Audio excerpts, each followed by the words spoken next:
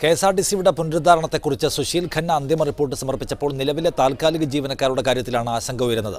ജീവനക്കാരും ബസ്സും തമ്മിലുള്ള അനുപാതം ദേശീയ ശരാശരിയിലേക്ക് കുറയ്ക്കണമെന്നാണ് റിപ്പോർട്ടിൽ പറയുന്നത്. എന്നാൽ ബസ്സുകളുടെ എണ്ണം കൂട്ടി ജീവനക്കാരെ സംരക്ഷിക്കണമെന്നാണ് യൂണിയനുകളുടെ ആവശ്യം. 2016 കെഎസ്ആർടിസിയുടെ പുനരുദ്ധാരണം പഠിച്ച് റിപ്പോർട്ട് സമർപ്പിക്കാൻ കൊൽക്കത്ത IIMലെ പ്രൊഫസറായിരുന്ന സുശീൽ ഖന്നയെ ചുമതലപ്പെടുത്തിയത്.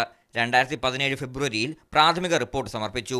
അതിൽ നിന്ന് വലിയ മാറ്റമില്ലാതെയാണ് അന്തിമ റിപ്പോർട്ടും തയ്യാറാക്കിയത്.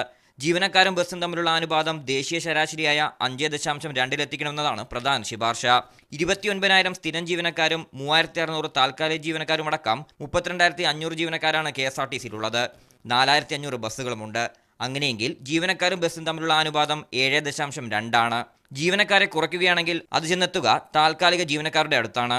1,800 ബസ്സുകൾ കട്ടപ്പുറത്താണ്. ഇവയെ കൂടി നിരത്തിലിറക്കിയാൽ ഇത് ഒഴിവാക്കാമെന്നാണ് യൂണിയനുകൾ പറയുന്നത്.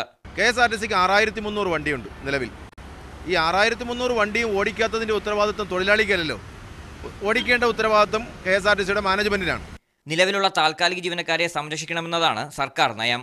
റിപ്പോർട്ടിനെക്കുറിച്ച് പഠിച്ച് എന്തൊക്കെ ചെയ്യാമെന്നുള്ളത് അറിയിക്കാൻ ഗതാഗത സെക്രട്ടറിയെ ചുമതലപ്പെടുത്തി. 1 മാസത്തിനുള്ളിൽ അറിയിക്കണമെന്നാണ് ഗതാഗത മന്ത്രിയുടെ നിർദ്ദേശം. RB Sanoop, media 1, Thiruvananthapuram.